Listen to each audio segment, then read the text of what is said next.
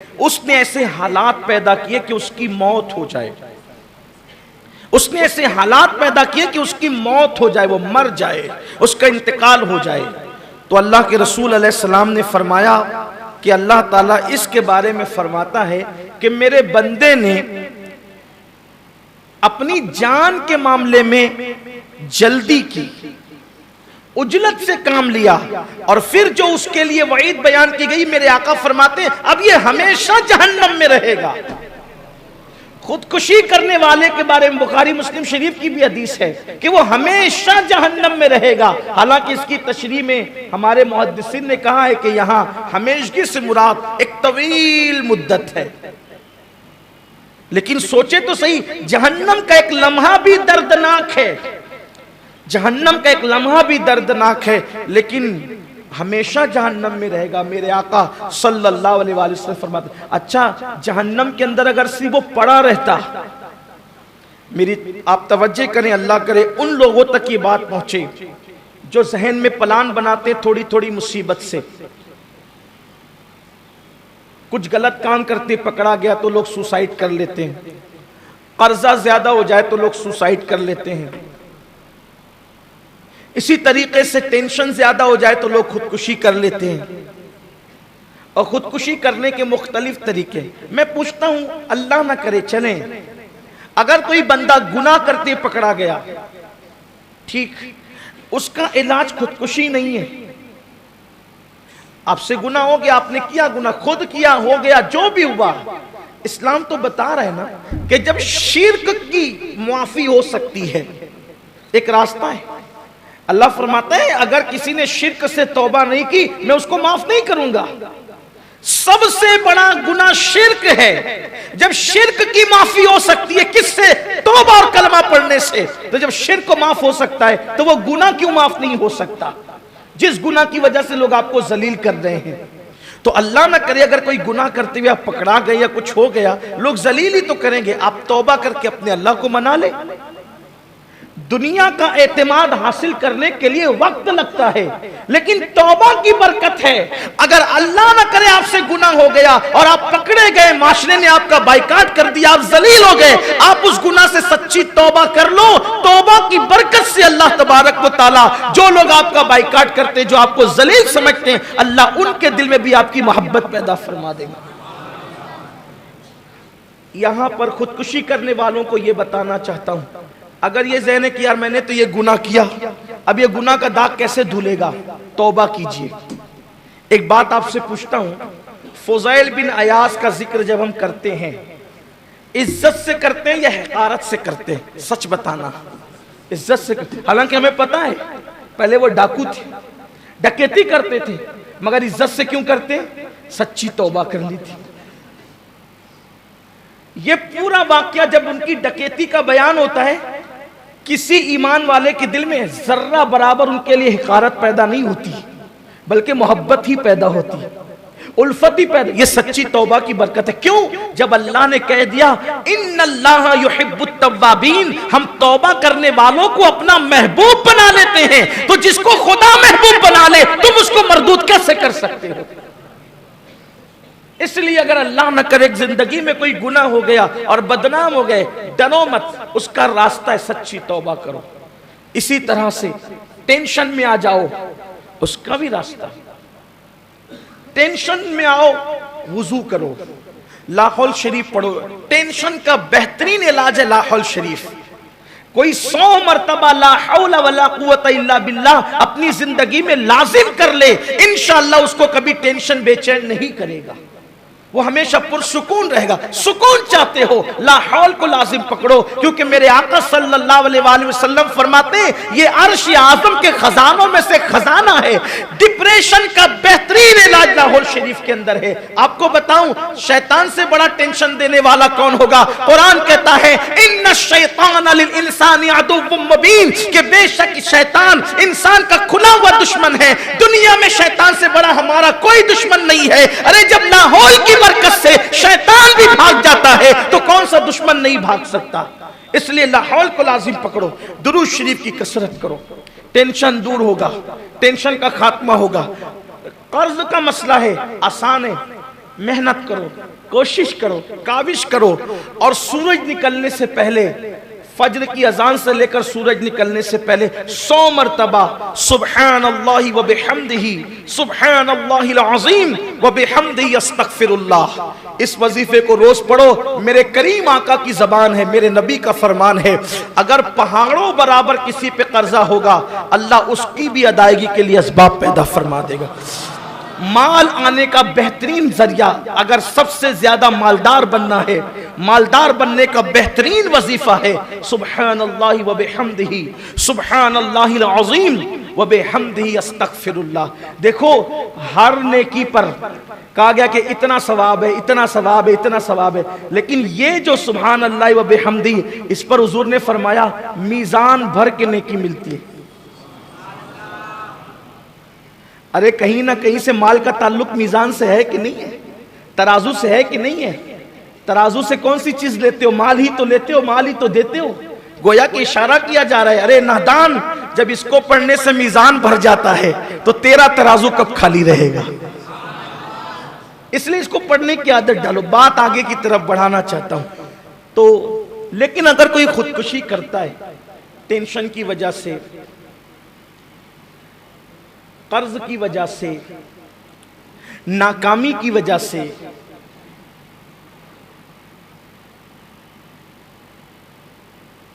या किसी और सबब से, माशरे में जिल्लत की वजह से, तो उनके लिए एक हदीस पाक पढ़कर जो अस्ल उन्वान है उसकी तरफ बढ़ना चाहता हूं। अस्ल उन्वान, अगर ये सोचते हो कि खुदकुशी करूंगा तो आराम पा जाऊंगा, ये गलत फहमी है। जहर पी के खुदकुशी की तो जहन्नम के अंदर हमेशा जहर पिला पिला के मारा जाएगा, फिर जिंदा किया जाएगा। फिर छुरी घोंप कर कोई हथियार घोंप कर खुदकुशी की तो जहन्नम के अंदर हमेशा तुम्हें छुरी घोंपी जाएगी और फरिश्ते घोंपेंगे। आप सोचे कि चलो एक मर्तबा छुरी घोंप करके फिर आराम पा जाए, आराम नहीं मिलेगा। किसी ने कहा था ना, गर यहां चैन न पाएंगे तो मर जाएंगे, हैं? गर यहां चैन न पाया तो मर जाएंगे। तो किसी दूसरे ने भी जवाब दिया था, मर के भी चैन न पाया तो किधर जाएंगे। यहां से तो राय फरार इख्तियार कर रहे हो कि मर जाएंगे। मौत मसाइल का हल नहीं है। मसाइल से मुकाबला करने की ताकत अपने अंदर पैदा करो, मसाइल से निपटने की कुव्वत अपने अंदर पैदा करो। तो मैं अपने जवानों से कहना चाहता हूं, ये नामर्दी मत दिखाना कि मसाइल से परेशान होकर के माअज़ल्लाह अपनी जान दे दो। नहीं, छुरी घोंप करके मरोगे तो हमेशा जहन्नम में छुरी घोंपी जाएगी। कितना दर्दनाक अजाब होगा वो। इसी तरह कोई फांसी लेकर के मरेगा, फांसी लेकर, तो अल्लाह के रसूल अलैहिस्सलाम फरमाते हैं जहन्नम की आग में फांसी लटकाई जाएगी और आग से उसको फांसी, आग के फंदों से उसको फांसी दी जाएगी, आग के फंदों से उसको फांसी दी जाएगी। जिसने फांसी ली थी, जिसने रस्सी पर लटका था, सोचो ये रस्सी पे लटकने का दुख तो थोड़ी देर का है, चंद मिनट का है जो खत्म हो जाएगा, लेकिन जहन्नम के अंदर जो आग की रस्सी से बार बार लटका करके फांसी दी जाएगी, उसके लिए किसके पास मदद तलब करोगे? उसके पास कहां जाओगे? उसके लिए किसके पास जब हाथ फैलाओगे? ये तो अल्लाह के हबीब गैब दा नबी सल्लल्लाहु अलैहि वसल्लम ने फरमाया। इसलिए चंद लम्हों के आराम के लिए ना खत्म होने वाला अज़ाब मोल मत लो। वहां का जहर कितना दर्दनाक होगा, वहां की छुरी कितनी दर्दनाक होगी, वहां के फांसी की आग के फंदे कितने दर्दनाक होंगे। और इससे बड़ी बात मेरे अल्लाह ने इरशाद फरमाया कि मैं ऐसे लोगों पे लानत करता हूं और मैंने खुदकुशी करने वालों पर जन्नत को हराम कर दिया है। जन्नत हराम है खुदकुशी करने वालों पर, इसलिए न करना, मत करो। इसका हल क्या है? मैंने आपको बताया हल क्या है। एक तो हल ये है, टेंशन का खात्मा दुरूद और सलाम की कसरत से होगा। एक लाहौल शरीफ पढ़, ये रूहानी इलाज है इसका। लेकिन कुछ दुनियावी इलाज भी है, अब उसकी तरफ चलते हैं। दुनियावी इलाज इसका क्या है, पहले आप समझें। मसाइल की 3 किस्में होती हैं। इंसान के साथ जो मसाइल होते हैं वो 3 किस्म के होते हैं। नंबर 1, एक मसला ऐसा होता है जिंदगी में कि उसका हल अपने हाथ में नहीं होता। 3 किस्म के मसाइल हैं। पहला मसला ऐसा है कि जिसका हल अपने हाथ में नहीं होता, इंसान को इंतजार करना पड़ता है कि वक्त आएगा तो यह मसला खुद ब खुद हल हो जाएगा। आप हल करने जाओगे परेशान रहोगे, जितना उसको हल करने की कोशिश करोगे उतना परेशान रहोगे। तो उसके लिए क्या करना पड़ता है? इंतजार करना पड़ता है। वक्त आने पर यह हल होगा। जैसे किसी को रिश्ता नहीं आ रहा है,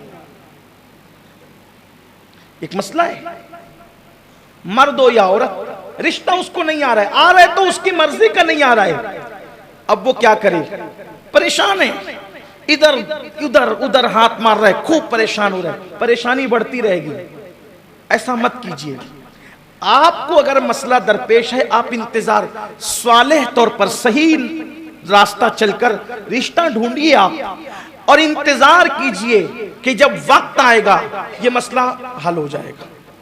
ये हल होने वाला, इसको हल होना है, लेकिन ये वक्त से पहले आपकी कोशिश से हल नहीं होगा। अगर आप सोचें कि अपना रिश्ता किसी के भी साथ दुपट्टे में बांध ले, नहीं हो सकता। मेरे इमाम कहते हैं, रजा, हर काम का एक वक्त है, दिल को भी आराम हो ही जाएगा। वक्त आने दो। वक्त से पहले कोई चीज तलब मत किया करो। वक्त से पहले किसी चीज को मांगा मत करो। वक्त से पहले किसी चीज में उजलत मत किया करो। इंतजार करो, अपने अल्लाह पे भरोसा करो, अपने अल्लाह पे एतमाद करो। वक्त आएगा तो होगा। तो अगर रिश्ता नहीं तय होता है, हंगामा करने की जरूरत नहीं है। साले तौर पर सही पाथ से, सही रास्ते से ढूंढिए जो तरीके हैं, मगर इंतजार कीजिए वक्त आने का। वक्त आएगा तो मसला हल हो जाएगा। नंबर 1, ये ऐसे इस तरह के और भी मसाइल। नौकरी नहीं मिल रही है, कोशिश कीजिए, कोशिश कीजिए, वक्त आने पर वो हल हो जाएगा। ये हो गया। नंबर 2, दूसरा मसला वो होता है कि उसका हल अपने हाथ में नहीं होता और उसका सोल्यूशन का और उसके हल का कोई वक्त भी नहीं आता, तो उसको ऐसे ही छोड़ देना पड़ता है। छोड़ दो उसको, उसमें मगजमारी करके टेंशन मत लो। कुछ मसाइल ऐसे हैं कि जिसका कोई हल ही नहीं है।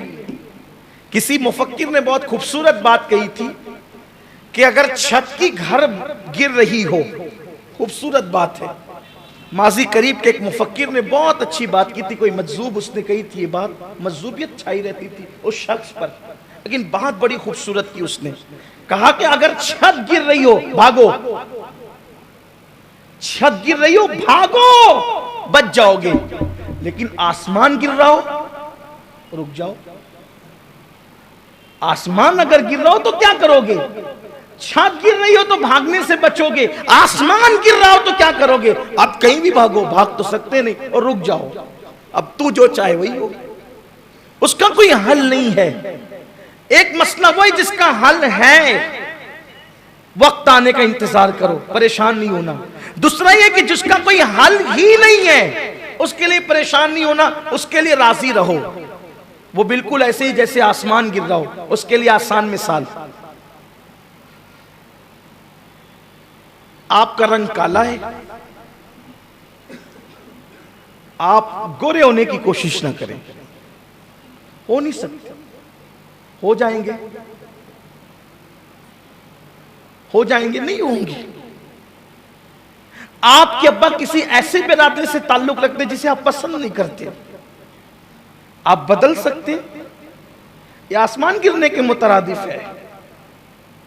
ये आप समझ रहे मेरी बात को?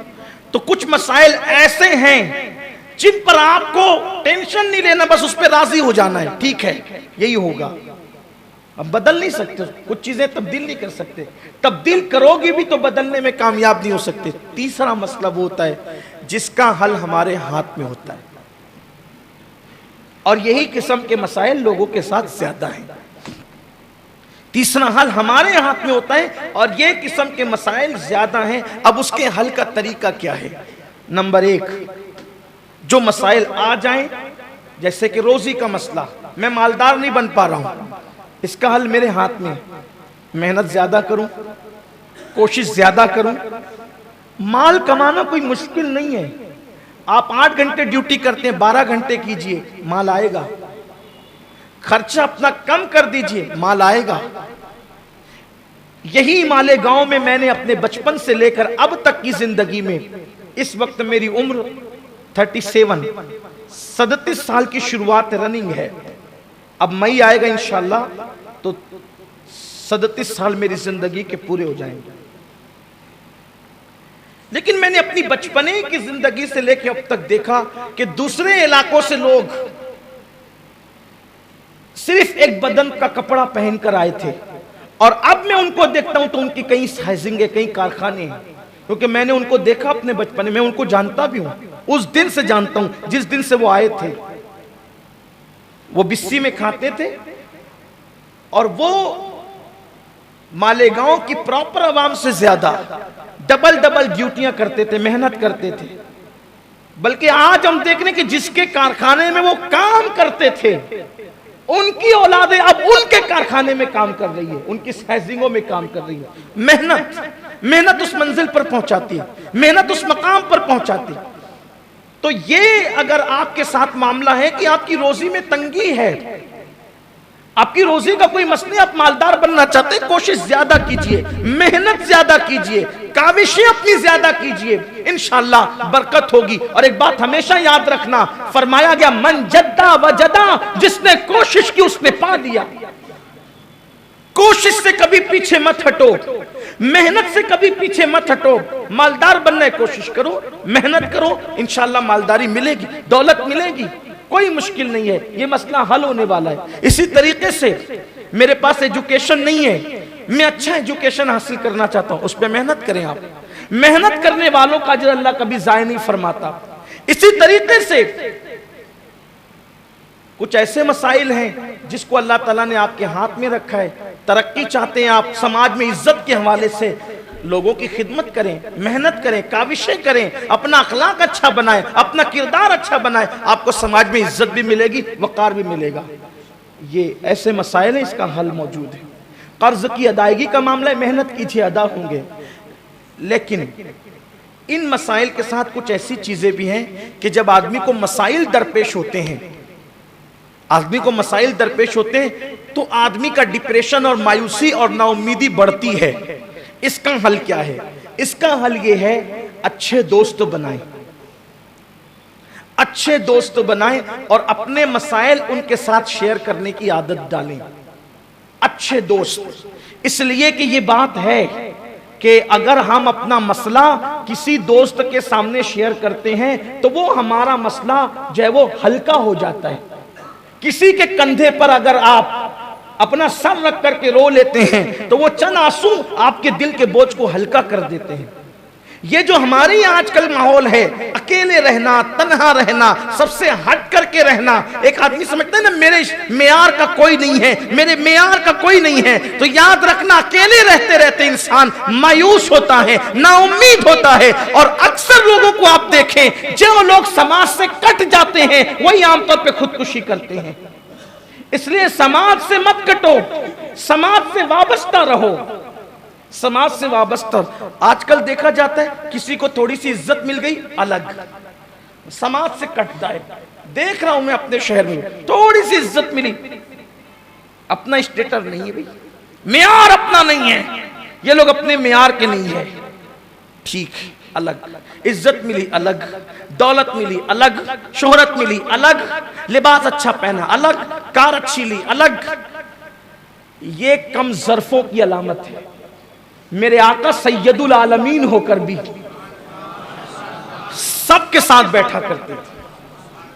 गरीब आता उसके साथ भी, अमीर आता उसके साथ भी, मजदूर आता उसके साथ भी, आला आता उसके साथ भी, अदना आता उसके साथ भी। कुछ मिल जाने पर अलग रहना। याद रखना हमेशा हालात एक जैसे नहीं रहते। हुजूर सैयदी मुहद्दिस आज़मीन का एक शेर है बहुत खूबसूरत, कहते हैं एक तरीके पर नहीं रहता कभी दुनिया का हाल,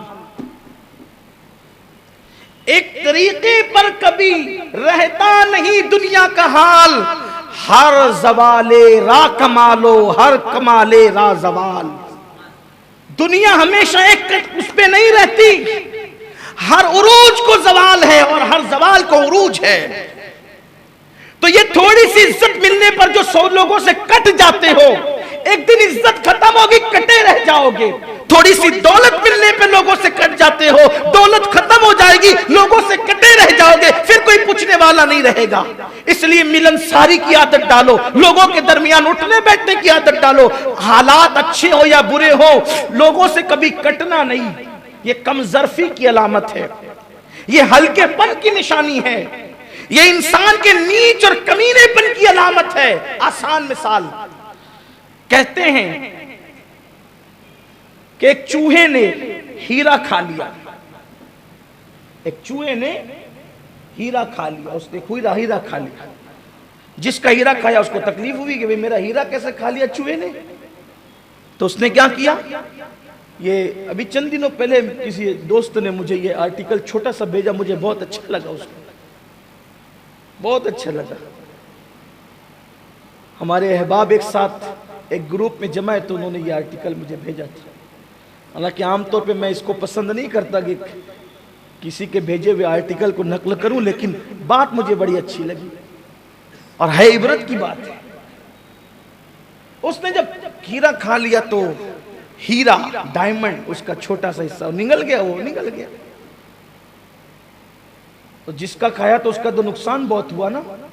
तो उसने अपने दूसरे दोस्त को कहा, यार वो मेचुआ मेरा हीरा खा गया, और कहा कि मैं पहचान लूंगा और मैं ले लूंगा आपका हीरा। तो तकरीबन 150-200 चूहे, यानी बड़ी तादाद में चूहे की जमात थी, बैठे हुए थे चूहे। तो उन चूहों में, बैठे हुए चूहों में उस दानिशमंद ने निशाना लगाया और उस चूहे को मार दिया। उसका पेट काटा गया तो उसमें से हीरा मिल गया। तो शख्स ने पूछा, यार इतने सारे चूहे थे, इतने सारे चूहे थे, सब काले काले चूहे, तुमने कैसे पहचान लिया कि इसी ने हीरा खाया है? इसलिए कि हीरा खाते तुमने देखा नहीं, अगर देख भी लेते तो सारे चूहे एक जैसे दिखते हैं, तुमने कैसे पहचाना? कि उसने बहुत अच्छी बात कही, कहा कि वो हीरा खा लिया था ना उसने, तो चूंकि उसके पेट में आ गया था माल हीरा, तो अपनी बिरादरी से कट के अलग बैठा हुआ था।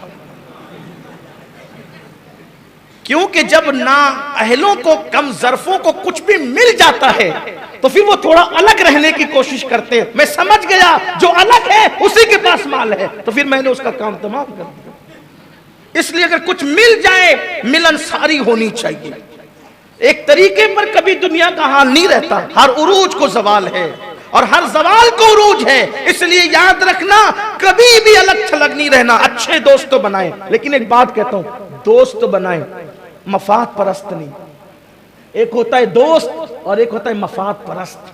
कुछ लोग चाय की वजह से दोस्त बनते हैं, जब तक चाय पिलाओगे दोस्त रहेंगे, चाय नहीं पिलाई दोस्ती खत्म।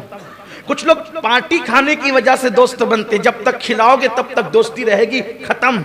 हमारे यहाँ कैसी दोस्ती इस्लाम में, हमारे कहा मन अहब्ब लिल्लाह व अबग़दा लिल्लाह व आता लिल्लाह व मना लिल्लाह फ़क़द इस्तकमल अल ईमान। जिसने मोहब्बत अल्लाह के लिए किया, जिसने दुश्मनी अल्लाह के लिए की, ऐसे दोस्त ढूंढे जो लिवजहिल्लाह दोस्ती करें। और जो ऐसे दोस्ती करते हैं, मेरे आका ने फरमाया क़यामत के दिन अल्लाह उनको नूर के मिंबरों पे बिठाएगा। दोस्त बनाए ऐसे जो वाकई आपका, जो आपका गमगुसार हो। अब सच्चे दोस्त की पहचान क्या है? सच्चे दोस्त की पहचान यह है कि वो मुसीबत में कभी आपका साथ ना छोड़े। सच्चा दोस्त, एक पहचान मुसीबत में आपके साथ ना छोड़े। दूसरी पहचान, जब तुम अल्लाह को भूल जाओ और गुनाह करो तो वो तुम्हें अल्लाह की याद दिला दे। सच्चे दोस्त की पहचान ये। आजकल तो हम बातें करने वाले ढूंढते हैं, नहीं, सब दोस्त नहीं हो सकते। प्यार सबसे करो, लेकिन दोस्ती चंद एक से करो, और जिससे करो फिर निभाओ। दोस्त कैसा होता है? देखो दोस्त कैसा होता है। आजकल तो अगर दोस्त को कह दो कि चलो जरा बाजार से आते, अभी मेरे पास टाइम नहीं है, जनाजे में भी नहीं आ सकता। एक सहाबी फरमाते हैं दोस्त की, सच्चे दोस्त की पहचान ये, उसके कंधे पे हाथ रख के कहो चल, चल पड़े। अगर पूछे कहां, फरमाया वो दोस्त सच्चा नहीं है। पूछा कैसे उसने, कहां जाना है ना, सच्चा ढूंढिए जरा। रोजाना बिला मुबालगा कहता हूं, मैं सैकड़ों लोगों से मिलता हूं। मैं अक्सर लोगों से कहता हूं कि अल्लाह करे अगर मुसाफा करने की वजह से किसी की मगफिरत होगी तो मैं अल्लाह से उम्मीद करता हूं कि इंशाअल्लाह उसमें मैं भी शामिल रहूंगा। इसलिए कि मुझे रोजाना जितने लोगों से मुसाफा करने का शरफ मिलता है, एक बड़ी तादाद है, बहुत बड़ी तादाद। रोज अदीबों से मिलता हूँ, खतीबों से मिलता हूँ, अहले इल्म से मिलता हूँ, अहले फ़िक़्ह से मिलता हूँ, अहले दानिश से मिलता हूँ, अहले सियासत से मिलता हूँ, अहले अदब से मिलता हूँ, गुनहगारों से मिलता हूँ, नेकों का बड़ी तादाद है लोगों की। लेकिन सच कहता हूँ अल्लाह के घर में मुझे हर डिग्री वाला मिलता है, लेकिन अहले वफा बस इतने ही मिलते हैं जितना उंगलियों पर आप गिन सके। वफा वाले बहुत कम रह गए दिल में। दुनिया में वफा कहां है? बेटा बाप के साथ वफा नहीं करता, भाई भाई के साथ वफा नहीं करता, तो अच्छे दोस्त तो ढूंढे, अच्छे दोस्त। अब एक बात यहां तवील होती है, लेकिन एक बात कहता हूं, दोस्त तो अच्छा कैसे मिलेगा? एक आसान उसूल बता, दोस्त तो अच्छा कैसे मिलेगा? जो आपके लिए कुर्बानी दे, आपका गम गुसार हो, मुसीबत में आपका साथ न छोड़े, आसान बात है। तुम उसके लिए मुखलिस बन जाओ, अल्लाह उसे तुम्हारे हक में मुखलिस बना देगा। दोस्ती किसी से भी करो, खुलूस के साथ करो, इखलास के साथ करो। तुम जिससे इखलास के साथ दोस्ती करोगे, अल्लाह तुम्हारे खुलूस को कभी ज़ाय नहीं फरमाएगा, और इंशाअल्लाह तबारक व तआला वो तुम्हारे साथ इखलास पर आने पे मजबूर हो जाएगा। चंद दिन वो राय रास्ते पे नहीं आएगा, लेकिन राय रास्ते पे आने पे मजबूर हो जाएगा। अच्छे दोस्तों बनाओ, मसाइल शेयर करो। और एक बात कहता हूं, अब खास बात, आपके कोई मसाइल आपके साथ शेयर करने के लिए अगर आए तो इत्मीनान से बैठकर उसके मसाइल सुनो। अब कोई सुनने वाला नहीं रहा, अब कोई सुनने वाला। पहले लोग कहते थे मसाइल हल करने वाला नहीं रहा, मैं कहा बहुत दिन हो गए मसाइल हल करने वाले कब्रों में चले गए। अब तो कोई मसाइल सुनने वाला भी नहीं रहा, किसको सुनाए लोग?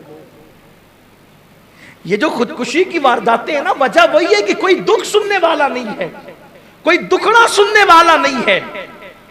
तो कुछ लोग तो जमीन पर ऐसे हों जो किसी की सुनते हो, फरियाद सुनने के लिए कोई तो हो जमीन पर, नहीं सुनते लोग। लेकिन आपसे कहता हूं, अगर मेरे शहर के मस्जिद के अइम्मा, उनसे कहता हूं, मेरे शहर के अहले दानिश, उनसे कहता हूं, मेरे शहर के दौलतमंद, उनसे कहता हूं, लोगों के मसाइल सुना करो।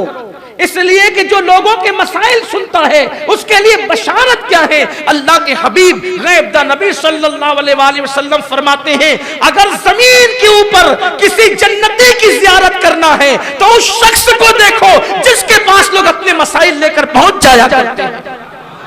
मुसीबत में जो लोगों को याद आता, चलो उसके दरवाजे पर, वो हमारा मसला सुनेगा और हल करेगा। अगर कोई ऐसा बंदा है, समझ जाओ ये जमीन के ऊपर जन्नती है।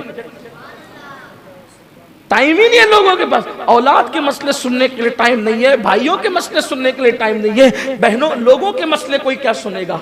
आओ यहां पर एक बात कहता हूं, शायद कह चुका इससे पहले, लेकिन उन्वान की मुनासबत से कहता हूं, जिसकी कोई ना सुने ना, उसकी भी सुना करो। हो सकता है तुम किसी की सुन लो और उसका दिल हल्का हो जाए, तो कोई एक जान खुदकुशी से बच जाए। मैं समझता हूं कि जो लोग खुदकुशी करते हैं शायद उनकी कोई सुनता नहीं है, उनको कोई तसल्ली नहीं देता है, कोई उनको अपनाता नहीं है। जब वो समझते हैं कि हमारा कोई नहीं रह गया तो मौत का रास्ता इख्तियार करते हैं, हालांकि वो गलत करते हैं। हमेशा का जहन्नमी अजाब वो बोल लेते हैं, लेकिन कहीं ना कहीं जिम्मेदार हम हैं। एक औरत, एक लड़की अगर जुमा करने के लिए आ रही है और वो अपना हाल दिल अपने भाई को सुनाना चाहती है, भाई तो फिल्म में गया, जुमा के दिन मेरे शहर वालों का 6 से 9 और 9 से 12 फिल्म में गुजरता है। अगर 6 से 9 जाएंगे तो फिर 9 से 12 या 1-2 बजे तक तो वो घर से बाहर होंगे। बहन आकर जब तक चली नहीं जाती है, जनाब घर आएंगे नहीं, सुनाएगी किसे? हफ्ते भर सब लोग काम में मसरूफ रहते हैं, कोई एक दिन तो आए कि सब भाई एक साथ बैठ करके मसाइल शेयर करें, आपस में मसाइल हल करें, आपस में एक दूसरे को नहीं हल कर सकते, एक दूसरे को तसल्ली तो दें।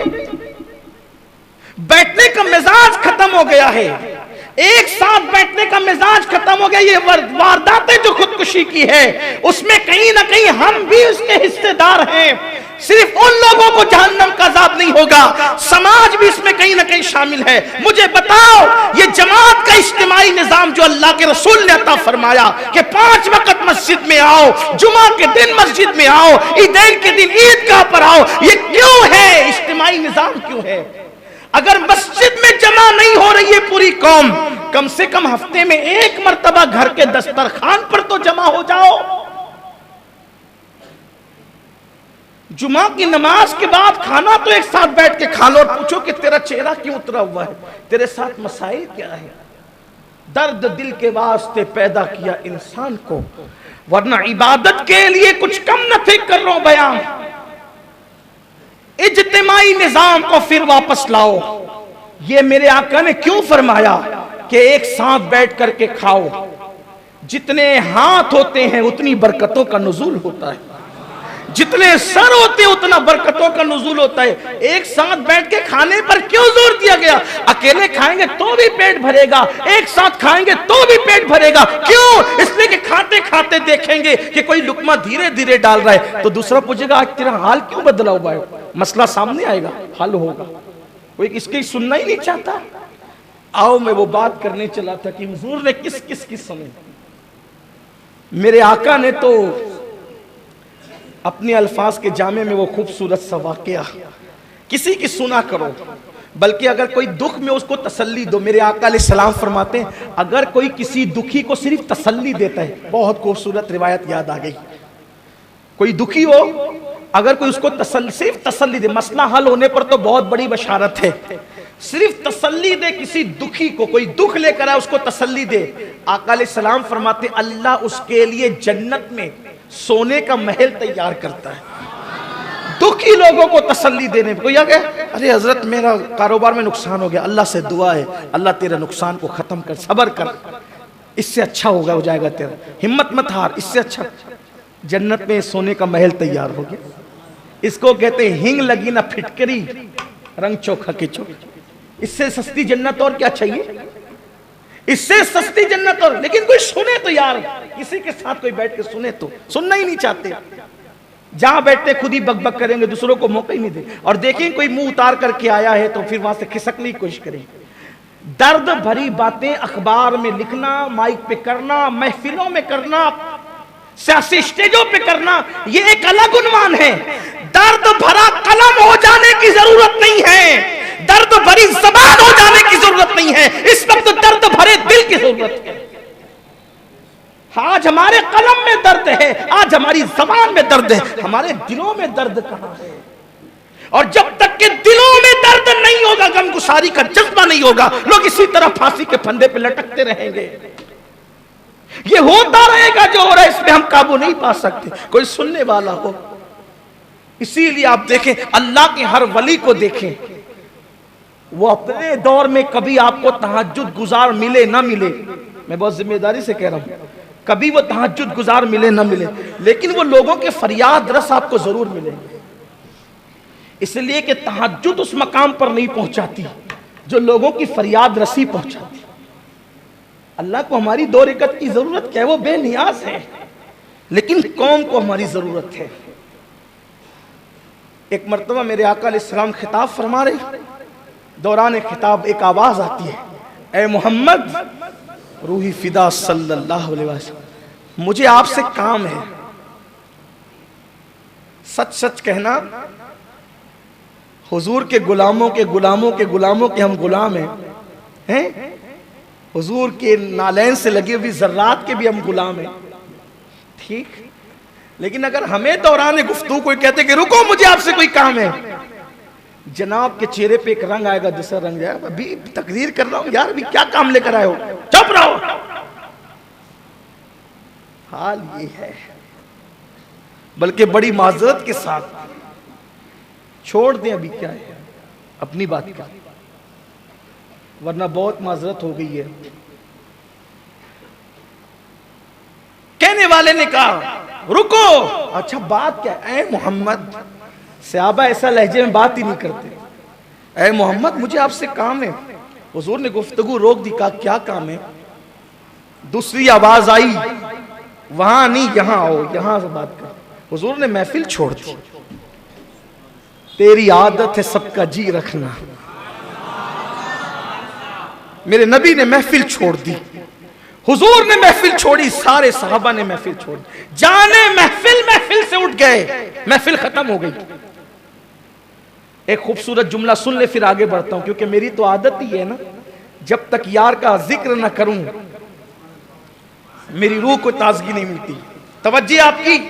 जाने महफिल ने महफिल छोड़ दी, महफिल खत्म हो गई। क्या पता चला कि जाने महफिल छोड़ दे तो महफिल खत्म हो जाती है। जाने कायनात, अगर कायनात छोड़ दे तो कायनात खत्म हो जाएगी। अगर कायनात अभी बाकी है तो इसका मतलब अभी तक जाने कायनात ने कायनात छोड़ी नहीं है, वो जिंदा है और कायनात में मौजूद है। इसी को मेरे इमाम कहते हैं, वो जो न थे तो कुछ न था, वो जो न हो तो कुछ न हो, जान है वो जहान की, जान है तो जहान है। महफिल खत्म हो गई क्योंकि जाने महफिल ने जान महफिल छोड़ दी, लेकिन कायनात अभी बाकी है, मतलब जाने कायनात अभी कायनात में मौजूद है। अब अगर कोई कहता है कि मुझे दिखते नहीं, तो एक और खूबसूरत जुमला नजर कर देता हूं। हुजूर ने जिन पर कंकरियां या खाक फेंकी, उनको हुजूर नहीं दिखते। फेंकी थी शबे हिजरत, फेंकी थी शबे हिजरत, और उस खाक का असर दुश्मनों के सर पर आज तक है। आज तक उनको नजर नहीं आ रहे हुजूर, वरना आशिकों का हाल तो ये है, जिधर नजर उठे जलवा यार हो। मेरे इमाम ने कहा मिट जाएंगे खुदी तो वो जलवा कहां नहीं। अपने आप को मिटा, फिर देख वो जलवा कहां है। तो दिख रहे हैं वो, लेकिन माथे की आंखों से नहीं, दिल की आंखों से देखना, कभी महसूस करना। बल्कि एक बात आपको कहूं, जब कोई अपनी न सुना करे तो मायूस नहीं होना। ये नहीं सुन रहा है, वो नहीं सुन रहा है, वो नहीं, छोड़ यार, फिर सबको छोड़। कोई नहीं सुन रहा है, हमें फिर किसी की हाजत भी नहीं। क्यों? मेरे आका ने जब जुल्फें रखी, हुजूर अलैहि सलाम ने अपने सर से बाल मुकम्मल तौर पे 2 मरतबा मुंडवाए, एक उम्रा कज़ा के मौके पर और एक हज्जतुल वदा के मौके पे। फिर हुजूर की जुल्फें थी, जब और हुजूर के जो बाल थे वो हल्के से घुंघरियाले थे, न मुकम्मल सीधे, न मुकम्मल सीधे, न मुकम्मल गोल, दोनों ऐबी लगते हैं। एकदम सीधे भी ऐसे लगते हैं, किसी के हो तो वो नाराज ना हो, किसी के अगर हो तो ऐसा लगता है कि जैसे मुर्गे का पंख, और अगर मुकम्मल घुंघरियाले हो तो ऐसा लगता है कि जैसे उल्टे पर का मुर्गा। देख लेना आप, ऐसे लगते हैं। लेकिन हुजूर के बालों की खुसूसियत ये थी, दरमियान में थी। अल्लाह ने हर चीज महबूब को बड़े एतदाल से दी थी। हल्के से घुंघरियाले, हल्के से सीधे, दोनों की मिलावट थी। तो जब हुजूर कंघी नहीं करते थे, ध्यान देना, जब हुजूर कंघी नहीं करते थे तो बाल कानों तक आते थे। कंघी नहीं करते थे तो बाल कहां तक आते थे? कानों तक। और जब कंघी हो जाती थी तो शानों तक आते थे, कभी कानों तक और कभी शानों तक। मेरे इश्क मोहब्बत का इमाम कानों और शानों को देख करके फैसला करता है कि कान तक कभी कभी इसलिए आ जाते हैं कि उम्मत को बताते हैं कोई तुम्हारी सुने न सुने, ये कान तुम्हारी फरियाद को सुनने के लिए है। यहां आके सुनाया करो, कोई सुने न सुने, यहां आके सुनाया करो। और कोई तुम्हारा बोझ उठाए ना उठाए, जब कंगी होकर के शानों तक आते थे तो बाल कहते थे कोई तुम्हारा बोझ उठाए ना उठाए, मुस्तफा के कंधे तुम्हारा बोझ उठाने के लिए काफी है। गोशे शाह कहते हैं फरियाद रसी को हम हैं। गोशे शाह कहते थे फरियाद रसी को हम हैं। वादे चश्म है बख्शाएंगे गिरिया होकर, और जिसको बारे दो आलम की परवाह नहीं, ऐसे बाजू की कुव्वत पे लाखों सलाम। तो अल्लाह के हबीब अलैहिस्सलाम उठे, जाने महफिल ने महफिल छोड़ दी, महफिल खत्म, सब सहाबा हुजूर के पीछे। हुजूर अलैहिस्सलाम ने देखा वो एक औरत थी जो कहती थी यहां आओ सुनाएंगे, लेकिन हुजूर जैसे गए उसने हुजूर का हाथ, मुबारक हाथ पकड़ लिया। हालांकि किसी औरत में हिम्मत न थी कि वह ऐसा करती। लिखने वालों ने लिखा है, कहां तक उन्होंने इंसाफ किया, लेकिन लिखा है उसने हाथ पकड़ लिया। साहबा को नागवार हुआ, और क्यों ना वो हाथ पकड़े, क्योंकि उस पर शरीयत का कोई कलम भी नहीं था। खैर से वो औरत पागल थी, मदीने की पागल थी, उसने हाथ पकड़ लिया और हुजूर अलैहिस्सलाम को लेकर के चलने लगी, और मदीने शरीफ की गलियों में लेकर इधर उधर फिरने लगी, और हुजूर उसके साथ साथ चलने लगे। गौर करें आप, अगर कलम में दर्द है, जबान में दर्द है, तो कत्ल हो रहे हैं, कूद रहे हैं, ये हो रहा है, जरा हम भी तो अपना दिल दर्दमंद बनाए, कोई सुने भी तो लोगों की, कोई टाइम भी तो निकाले इन जानों को बचाने के लिए। हम भी कसूरवार हैं। अखबारात में जो वो ये दे करके हम उसके दर्द के साथ और हम उसके गम के साथ, काम नहीं होता। हम आपके दुख में बराबर के शरीक है, क्या बराबर के शरीक है? वहां तो मातम कटा बना हुआ है और आप तो नाच गाने की महफिलें सजा रहे, कौन से बराबर के दुख में शरीक है? झूठ बोलते हो। जिन्हें दुख होता है फिर वो ऑर्केस्ट्रा की महफिलें थोड़ी करते हैं, जिन्हें दुख होता है फिर वो औरतों को बुला के मुशायरे थोड़ी करते हैं। क्या जनाब झूठ फसाद हो रहा है सब। फिर कहता हूं कलम और जबान के दर्द की जरूरत नहीं है, और ना कलम में दर्द होता है ना जबान में दर्द होता है। दर्द तो दिल में अंदर होता है, और ये ऊपर से नहीं मालूम होता, ये तो इसका अंदर से ताल्लुक है। और ये सिर्फ अल्लाह ने, मैं देख रहा हूं कि कुछ हीरो लोग भी बोल रहे हैं खुदकुशी पर। हम कहते हैं जनाब कहीं ना कहीं आप लोगों का भी इसमें असर है। आप अगर फिल्मों के अंदर खुदकुशी करना न सिखाते, ये भी फिल्मों का भी असर है, सीरियलों का भी असर है। बोली अच्छी बात है, लेकिन जरा कौम को कोई राह दीजिए। बोलने से काम नहीं, यहाँ तो सभी बोलते हैं, बोलने के लिए पैदा हुए बोलते हैं, कोई रास्ता भी तो बताओ।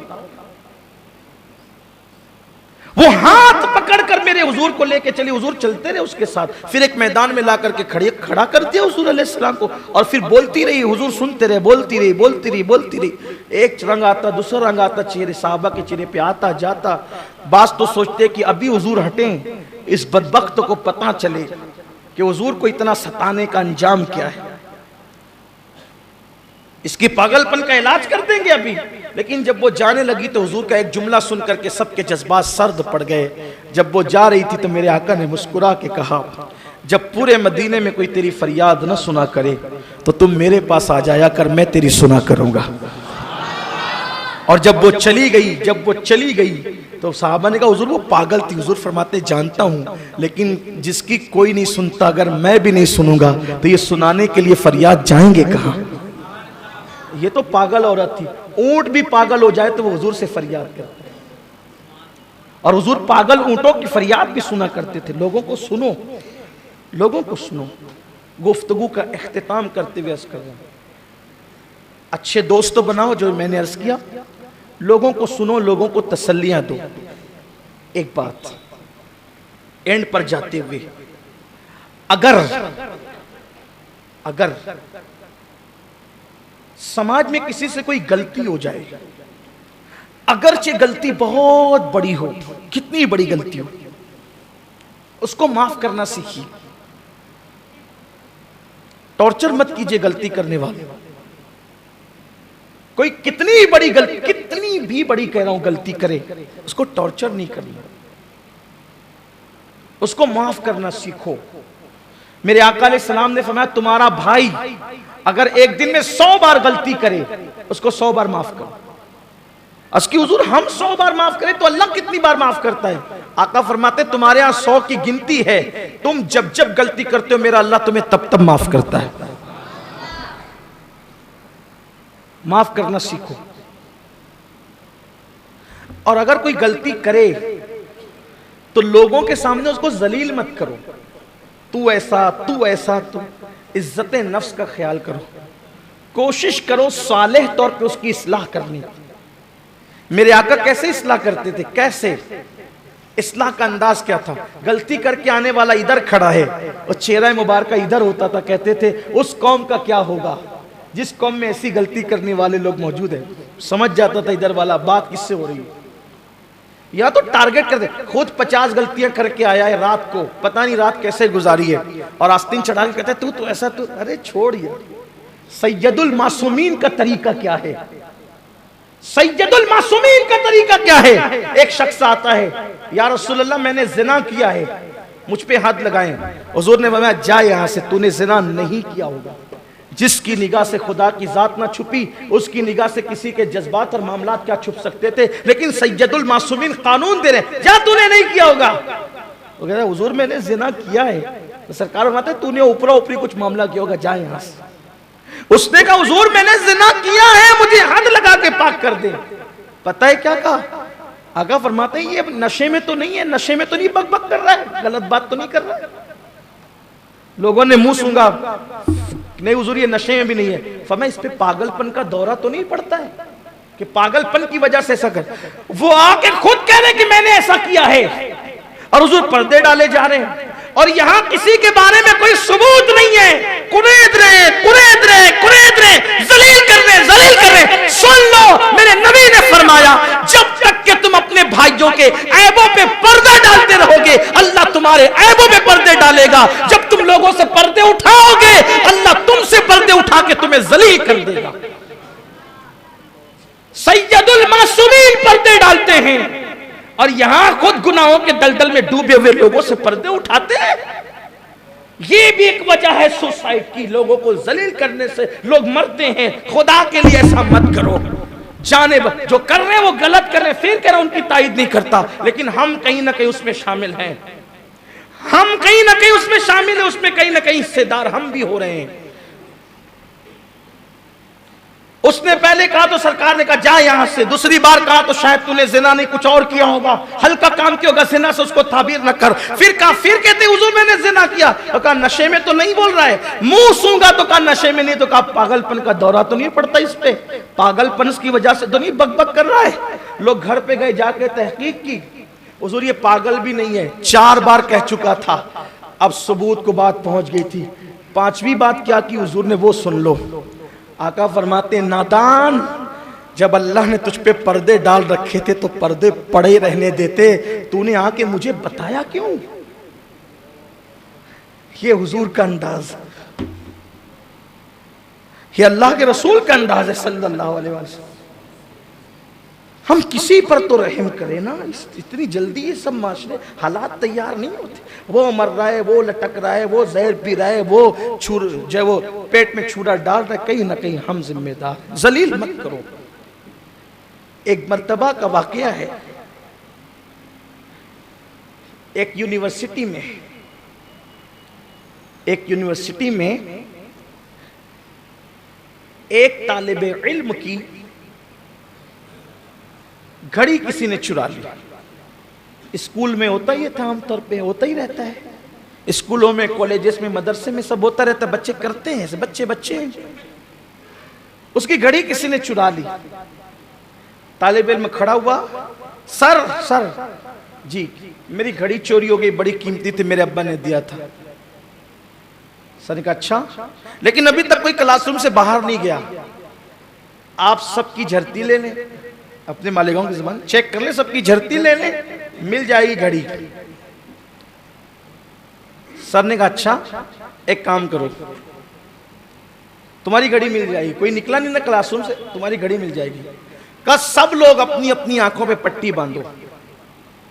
सबको पट्टी बंधवा दी। और जब सब पट्टी बांध चुके तो सर ने ऐलान किया, जिसने घड़ी लिए वो ला के मेरे टेबल पे रख दे। चेक करने से पहले, झड़ती लेने से पहले वार्निंग दे रहा हूं, मेरे टेबल पे ला के घड़ी रख दो। जब तुम घड़ी ला करके रख दोगे तो तुम्हारी इज्जत बच जाएगी, तुम्हें कोई नहीं देख रहा। देख लो सबकी आंखों में पट्टी बंधी है। जब पट्टी खुली घड़ी मौजूद थी, जिसकी घड़ी ले जाओ।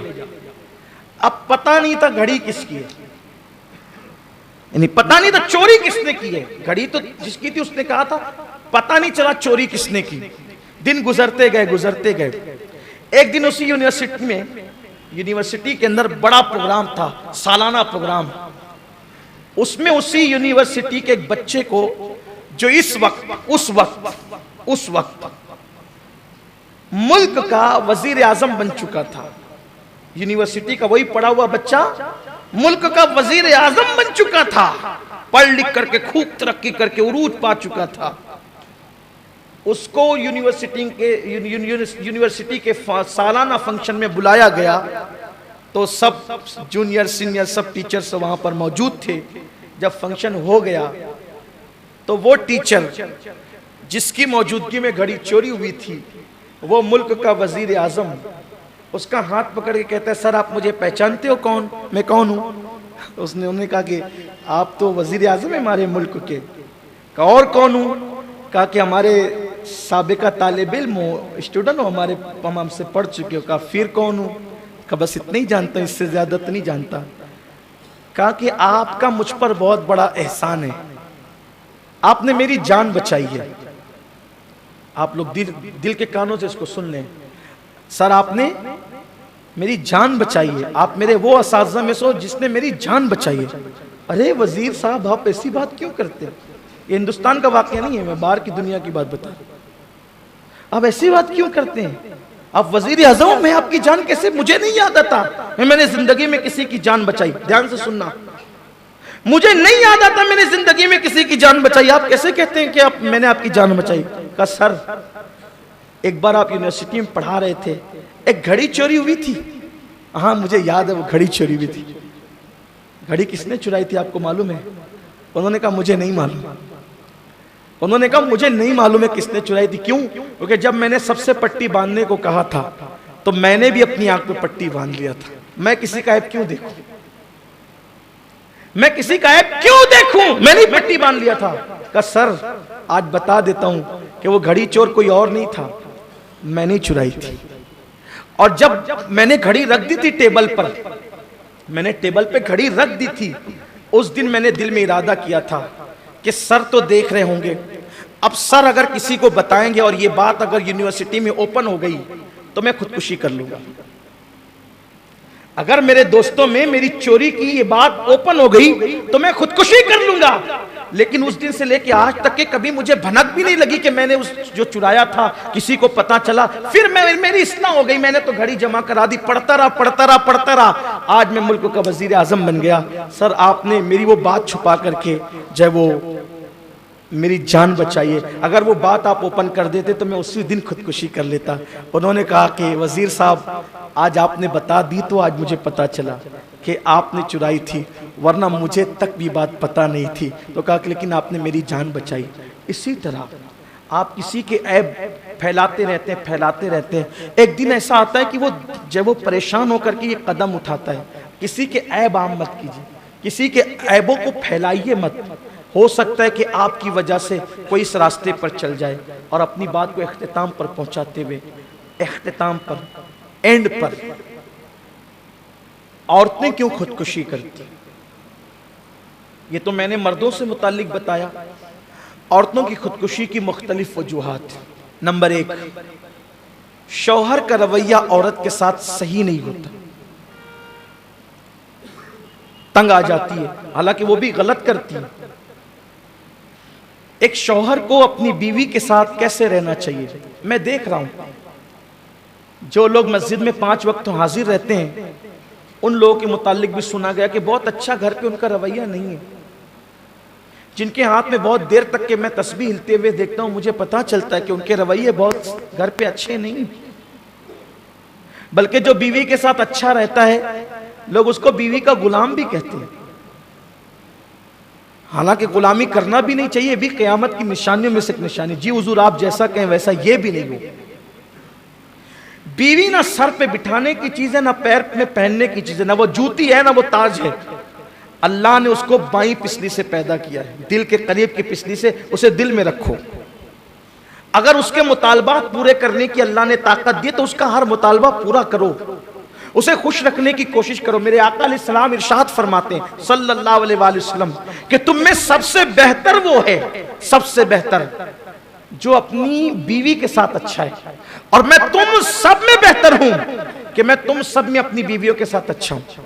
अपनी बीवियों के साथ अच्छा सलूक कीजिए, उनके साथ हंसिए, उनके साथ मजाक कीजिए, उनके साथ दिल लगी कीजिए। अरे नहीं यार, अपना मियार ये नहीं, घर में जाओ तो मोचो पे ताओ, हंसते ही नहीं, मुस्कुराहट ही नहीं आती। खाना लाओ, पानी लाओ, और बस इतनी चीज के लिए बीवी नहीं है, खाने पीने सोने के लिए नहीं। बीवी को दिल की पिसली के करीब से अल्लाह ने पैदा किया, जो करीब की पिसली थी उससे पैदा। उनके साथ हंसिए, मजाक का माहौल होना चाहिए घर में। कुछ लोगों को मैं तरस जाता हूं देखने के लिए कि उनकी जबानों पे कभी हंसी आती नहीं। वो कॉमेडी फिल्म देखकर जरूर हंसते हैं, लेकिन बीवी के साथ कभी उनको हंसते नहीं देखा। आप कहें क्या हंसना भी चाहिए? मैं कहता हूं इतना बड़ा खौफ वाला आ गया, आखिरत का ख्याल करने वाला आ गया, क्या तू अल्लाह के नबी से ज्यादा डरता है? आ मेरे नबी के घर का माहौल देख। कभी आयशा सिद्दीका के जानों पर लेटे हुए हैं, जिसका हाल ये है कि सरे अर्श पर है तेरी गुजर, दिले फर्श पर है तेरी नजर। वो हजरत आयशा सिद्दीका की गोद में सर रख के लेटे होते थे।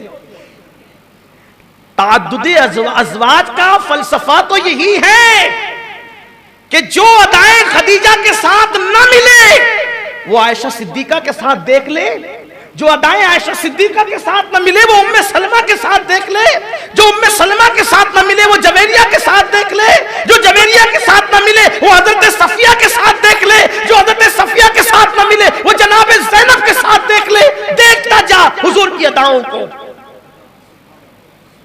उम्मुल मोमिनीन क्या वो गोद है जिसको अर्श भी रश्क के साथ देखता है। हुजूर उम्मुल मोमिनीन की गोद में सर रखते हैं। और ये बात इसलिए बयान करो, घर में ये माहौल पैदा करो, घर में ये माहौल पैदा करो। इससे बढ़कर भी बता सकता था, लेकिन आप में तहम्मुल नहीं है इतना सुनने की। मुझे पता है मेरी कौम कितना हजम कर सकती है, इससे ज्यादा भी मैं जानता हूं किताबों में लिखा हुआ है, लेकिन आप मुतहम्मिल नहीं है इसके। इसलिए कि बिल्कुल फिल्म तो देख सकते हैं, लेकिन दीने हक की रानाइयां सुनने का जौक नहीं रह गया। ओ ये कह दिया तो उतना नहीं कहूंगा कि ओ ये कह दिया। सीरत में पढ़ लो, और बहुत मुश्किल किताब का हवाला नहीं देता, मौलाना अब्दुल मुस्तफा साहब की सीरत मुस्तफा में ही पढ़ लो। और थोड़ा सा ज़ौक़ है तो ज़ियाउन नबी भी उठा लो, और तो फिर बाकी लोग पढ़ते ही पढ़ाते रहते हैं। उनके जानों पर सर है। आगे आइए, उनके साथ दौड़ भी लगाई जा रही है, दौड़ लगाई जा रही है। मैं बताऊं, कभी है हमारे घर में ये माहौल बीवी के साथ? मेरा मियार नहीं है, तेरी क्या औकात है, तेरा क्या मियार है? जिसकी रिसाई अल्लाह तक डायरेक्ट है, अंबिया जिसके पीछे खड़े रहते हैं, वो बीवी के साथ दौड़ भी लगा रहे। ये घरों का माहौल होगा, कौन खुदकुशी करेगा? कौन सी बीवी खुदकुशी करेगी? उम्मुल मोमिनीन हज़रत सफिया के साथ लिखा हुआ। ये हमारी अम्मी जान जनाब सफिया, मुझे बहुत मोहब्बत है इनसे। इनकी कुछ चीजें मैं ऐसे ही जानता हूँ। हुजूर की हर अज़वाज पाक से हम अकीदत और मोहब्बत रखते हैं। माँ खदीजतुल कुबरा के बाद अगर सबसे ज्यादा अकीदत किसी से तो माँ आयशा सिद्दीका से, और उसके बाद अगर सबसे ज्यादा किसी से अकीदत माँ सफिया से। चूंकि ये बहुत मालदार घराने की थी, खाने बड़े अच्छे पकाना जानती थी, और ये अच्छे अच्छे खाने बना बनाकर हुजूर को भेजती थी। कुछ औरतें होती ना जिनको अच्छे खाने का शौक होता था, तो उम्महातुल मोमिनीन में ये वो हैं जिनको अच्छे खाने का। और ये सैयदा फातिमा से बहुत प्यार करती। माँ खदीजा के बाद सबसे ज्यादा प्यार अगर किसी ने माँ सैयदा फातिमा को दिया है वो जनाब सफिया है। एक मर्तबा सैयदा फातिमा पहली बार मिलने आई तो उस दिन उन्होंने जितने ज़ेवरात पहन रखे थे, सर से लेकर पैर तक ज़ेवरात में लदी हुई थी, सब के सब उतार कर दे दिया। कहा आज से आप तो मेरी बेटी है ना, इसलिए मैं आपको ये नजर कर।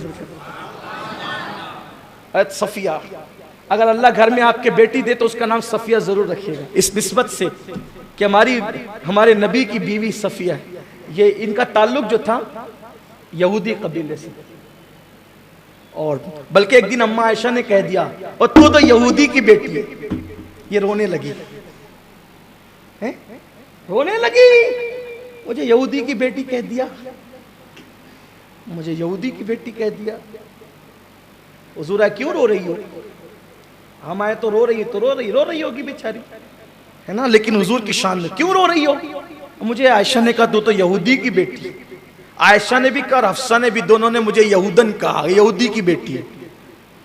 हुजूर फरमाते तुमने कोई जवाब नहीं दिया उसको? नहीं या रसूल अल्लाह, आप जवाब दो उनको। तो हुजूर मैं क्या जवाब दूं? फरमाया कि बोलो ना कि मैं तो मूसा और हारून की औलाद हूं, अंबिया की बेटी हूं ना, बनी इसराइल में से, अंबिया की औलाद में से, आले नबी हूं मैं। वो मुस्कुरा पड़ी, क्या अच्छा जवाब सिखाया, घर का मसला हल किया। ये चीज होती, दौड़ रहे। और माँ आयशा सिद्दीका के साथ माँ सफिया की बात चल रही थी, उनके साथ निकाह हुआ। असल में निकाह की वजह ये बनी, अर्ज करूं ना बात है? समेट लूंगा लेकिन अर्ज करता हूं, उन्वान बहुत अच्छा आ गया भाई। जो खुदकुशी करते हैं अल्लाह करे वो ना करें, लेकिन कम से कम जो नहीं करते उनके लिए भी तो ये जरूरी चीज है ना, जिनके यहाँ नहीं हो रहा है, अल्लाह करे किसी के यहाँ ना हो। और एक बात कहता हूँ, खुदकुशी करने वाला खुदकुशी करेगा, किसका क्या जाएगा? लोग 3 दिन रोएंगे, चुप बैठ जाएंगे। तू तो गया अपनी जान से, कितना कीमती सरमाया तेरा चला गया। ऐसे काम मत करो, तौबा करो, ऐसे इरादे से भी तौबा करो। नहीं करना किसी को खुदकुशी, और किसी को करने में नहीं देना इंशाल्लाह। लेकिन अगर किसी को खुजा करके आई हो तब कोई क्या कर सकता है? नहीं, बात यही तो है। रोकने वाले रोकेंगे, बोलने वाले बोलेंगे, लेकिन करें क्या? करेंगे क्या? मसाइल का हाल इस्लाम में मौजूद है, लोग दिन से करीब आना नहीं चाहते। लोग कहते हैं कि भूख की वजह से मर गए। मैं कहता हूं अगर तूने रसूलुल्लाह की भूख याद कर ली होती तो तू भूख की वजह से कभी फांसी न लगाता। सहाबा खंदक खोद रहे हैं, सहाबा खंदक खोद रहे हैं, खंदक खोदते खोदते सहाबा के पेट पे एक पत्थर है, आते या रसूल अल्लाह हमने तो एक पत्थर बांध लिए, पेट पे इतनी भूख लगी है। मेरे नबी ने चादर हटाई तो सबके सवालात खत्म हो गए, ज़बानें बंद हो गई, क्योंकि लोगों ने अपने पेट के एक पत्थर दिखाए थे। मेरे नबी के पेट पे उस दिन 2 पत्थर बंधे हुए थे। हुजूर की भूख नहीं देखते? मेरे बच्चे भूखे थे इसलिए मैंने फांसी लगा लिया। क्यों? तेरे बच्चों की भूख सैयदा फातिमा के बच्चों से ज्यादा है? अगर दीन होगा तो मसाइल में इस तरफ नजर जाएगी, इस तरफ तवज्जो जाएगी। अपनी मुसीबत देखो, हुजूर की मुसीबतें याद कर लो। कहा बेटी को तलाक दे दिया गया था इसलिए मैंने खुदकुशी कर ली। क्यों? हुजूर की बेटियों को तलाक नहीं दिया गया। एक ही दिन में हज़रत रुक़ैया और उम्मे कुलसुम दोनों को तलाक दी गई, लेकिन मेरे आका ने दोनों के सर पे हाथ रखे कहा अल्लाह तुम्हें इसका बेहतर बदल अता फरमाएगा। कहां वो अबू लहब के गंदे गलीज, कहां वो अबू लहब के गंदे गलीज, उनसे निजात मिली तो अल्लाह ने उस्मान गनी जैसा शौहर अता फरमाया जिसने 2 मरतबा जन्नत खरीदी। ठीक है तलाक हो गया, अल्लाह बेहतर। हौसला रखो, हिम्मत रखो, हिम्मत कभी मत हारना, हिम्मत कभी मत हारना। मुझे तो कभी आदत नहीं है कि मैं ये किसी से कहूं कि मैं ये हूं मैं वो हूं, इसलिए कि जब से मैंने तफसीर में पढ़ा है कि मैं कहने पर मुसीबत आती है तो मैं कोशिश करता हूं कि जल्दी से मैं भी ना निकले। लेकिन अगर जबान से मैं निकलता है तो दिल में कहता हूं अल्लाह माफ करना, मजबूरी थी इसलिए कह दिया, वरना कह भी कह सकता था। कभी नहीं। और जाहिर सी बात है वो शख्स मैं क्या कहेगा जिसका कुछ है ही नहीं। मेरा कुछ ना, मेरा जिस्म मेरा है, ना मेरी जबान मेरी है, ना मेरी आवाज मेरी, सब तो उसी का दिया हुआ, मैं क्या करूं? लेकिन एक बात आपसे कहता हूं, ये जो आपका खादिम, आपकी जूतियों को सीधी करने वाला ये हकीर फकीर जो आपके सामने बैठा है, जिस दिन से मैंने दावत की राह में कदम रखा है, मेरी उम्र 11 साल थी, उस दिन से लेकर आज तक किस रास्ते से लोगों ने नहीं गुजारा। मेरी मां को गालियां दी, मुझे गालियां दी, कैसे कैसे इल्जामात लगाए, हमने कभी हिम्मत नहीं हारी। आपसे कहता हूं हिम्मत कभी नहीं हारना। सलाहुद्दीन अय्यूबी कहते थे 1000 जंग हारने से वो नुकसान नहीं होता जो एक मर्तबा हिम्मत हारने से नुकसान होता है। मेरे साथी इस पर गवाह हैं। मुश्किल से मुश्किल मकाम आया, लेकिन हमेशा मुस्कुराते रहे। और आपसे भी कहते हिम्मत कभी मत हारना। वजह, सताने वालों से ज्यादा बचाने वाला बड़ा है। मसाइल पैदा करने वालों से ज्यादा वसाइल पैदा करने वाला बड़ा है। मसाइल से मत घबराना, इसलिए कि अल्लाह बंदे मसाइल पैदा करते, अल्लाह वसाइल पैदा करता है। जब तुम्हें मुसीबत आए, लोग सताए, तो ताइफ का मैदान याद कर लेना। मेरी और आपकी मुसीबत ताइफ से बड़ी नहीं है। मेरे नबी जब ताइफ में गए थे तो उन पे इतने पत्थर मारे गए, इतने पत्थर मारे गए कि हुजूर अलैहिस्सलातु व तस्लीम की नालैन खून से भर गई। बोलो, कभी ये वक्त हम पर आ सकता है? कभी नहीं। मत घबराओ, भूख से मत घबराओ, प्यास से मत घबराओ, बच्चियों को तलाक दिया जाए तो मत घबराओ। हुजूर को पत्थर जब मारे गए, हुजूर के साथ जो मेरे आका के गुलाम थे ज़ैद बिन हारिसा फरमाते, मेरे आका जब सर से लेके पैर तक के खून बह गया और हुजूर पे गशी की कैफियत तारी हो गई, हुजूर बैठ गए नीचे। हुजूर एक दरख्त के नीचे बैठ गए तो उन ताइफ के ओबाश लड़कों ने हुजूर के हाथ पकड़ के खड़ा किए और हुजूर अलैहिस्सलाम की पिंडलियों पे मारना शुरू किया। ये कैफियत है। क्यों हिम्मत हारते हो? अपने नबी की तरफ देखो, अपने नबी की तरफ देखो। कोई कहते हैं मुझे घर से बेघर कर दिया, या हुकूमत सता रही है, दुनिया में हमें हुकूमतें सता रही। मैं कहता हूं कि यजीद की हुकूमत ने मेरे हुसैन को नहीं सताया।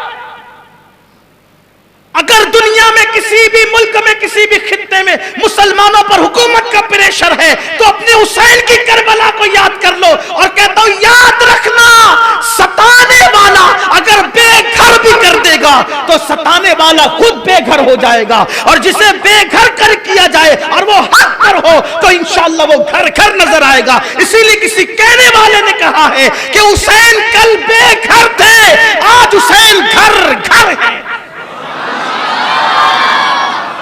कल बेघर थे, क्यों? बेघर यजीद ने किया जो मिट गया, घर घर अल्लाह ने किया जो हमेशा बाकी रहने वाली जात है। कभी मसले से नहीं घबराना, कभी। और आपको बताऊं, अल्लाह ना करे, अल्लाह, कभी तुम पर जिना का इल्जाम भी लग सकता है, बदकारी का इल्जाम भी लग सकता। तुम पाक दामन, एक बात हमेशा याद रखो, अपने मामलात अपने अल्लाह से दुरुस्त रखो, बस छोड़ दो, किसी की कोई औकात नहीं। कोई तुम पे जिना का इल्जाम लगाए, लड़की का इल्जाम लगाए, लिवातत, अगर इल्जाम है, इल्जाम की कोई हैसियत नहीं। तुम अगर सच्चे हो चुप रहो, कुछ नहीं बोलने का, खामोश। कहां से मिला? देख लो, हुजूर की प्यारी ज़ौजा, हम सबकी अम्मी जान, उम्मुल मोमिनीन सैयदा तैयबा ताहिरा, सैयदा तैयबा ताहिरा, मेरे नबी की ज़ौजा उम्मुल मोमिनीन हज़रत आयशा सिद्दीक़ा रज़ियल्लाहु ताला अन्हा। मुनाफिकीन ने इल्जाम लगाया, और वो गंदा जो इल्जाम लगा उसका जिक्र नहीं करता, आप समझ गए इल्जाम क्या लगा। ऐसा प्रोपेगेंडा किया मुनाफिकीन ने कि बास कलमा पढ़ने वाले मुखलिसीन भी उसका शिकार हो गए, और वो भी कहने लगे कि इन्होंने ऐसा किया, इन्होंने ऐसा किया। उम्मुल मोमिनीन को पता चला मेरे बारे में इतनी गंदी बात। उम्मुल मोमिनीन चली गई अपनी अम्मी के यहाँ, उम्मुल मोमिनीन चली गई अपनी अम्मी के यहाँ, कुछ नहीं सफाई, कोई सफाई पे नहीं। क्या कहा पता है? हुजूर मिलने आए तो आका तो सहाबा में कह चुके थे कि मैं उसको खैर से के अलावा उसका कुछ नहीं जानता। उनकी कनीज को, जो उनके यहाँ रात दिन रहती थी घर में, उनकी कनीज को बुलाया। मौला अली ने कहा तुझे मारूंगा वरना सच बोल, क्या क्या मामला है, सही बता। हालांकि मौला कहना भी पहले क्या बोल चुके थे, या रसूल अल्लाह आपकी बीवियां पाक है। क्यों? दलील क्या प्यारी दी मेरे मौला ने। मौला अली कहते हुजूर आपकी नालैन में जू का खून लग गया। किसका खून? जू कितनी बड़ी होती है, हैं? इतनी सी होती है। खून उसका कितना होता है? इतना सा। उससे नापाकी होती है मुफ्ती साहब, हैं? इतना सा खून जू हुजूर की नालैन में लग गया। अल्लाह ने कहा प्यारे महबूब तेरी नालैन में जू का खून लग गया है। प्यारे जिस नालैन में जू का खून लग जाए वो तेरे पैर में हो, हम पसंद नहीं करते। ये नालैन उतार दे। प्यारे तेरी शान नहीं, तू तैयबो ताहिर है, तू तैयबो ताहिर है, तेरे घर वालों के लिए आए ततहीर है। अगर तेरी नालैन में जू का खून लग जाए, निकाल दे इस नालैन को, उतार दे इस नालैन को। तेरी शान नहीं कि जिसमें जू का खून लगा हो वो नालैन तेरे पैरों में हो। मौलाए कायनात कहते हुजूर मेरे माँ बाप आप पे कुर्बान, अगर नालैन में जू का खून लग जाए तो अल्लाह उसको उतार देने का हुक्म देता है। अगर कोई बीवी आपकी माअज़ल्लाह कोई गलत काम करे तो अल्लाह उसको आपके निकाह में रखना कैसे पसंद फरमाएगा? जब नालैन पे जू का खून लगे वो पसंद नहीं है तो किसी पर गंदी नजर पड़े और वो आपके हरम में रहे, अल्लाह को ये गवारा नहीं होगा। लेकिन जब पूछने की बात आई तो मौला कहने लगा तुझे मारूंगा, सही बता। उसने कहा सच बताती हूं, आयशा ऐसी है, हर खूबी है, एक खूबी उनमें नहीं है। क्या? उसका बचपना है ना, तो वो आटा गूंन के सो जाती है, वो आटा गूंन के सो जाती है और बकरी आके उसका सारा आटा खा लेती है। बस यही उसके अंदर कोई चीज मैं देखती हूँ जो उसकी शान शान नहीं, बाकी उसमें हर खूबी मौजूद है। सब हंस पड़े। कहा ये भी कोई बात है? इसके अलावा कोई ऐब उसमें नहीं है। कहा कि बचपना है, बचपने से मुराद ये कि इब्तिदाई जवानी है, छोटी उम्र है, छोटी उम्र है, वो ऐसा कर लेती है, आटा गूंन के सो जाती है बेफिक्र होकर के, तो फिर वो बकरी आके आटा खा जाती है।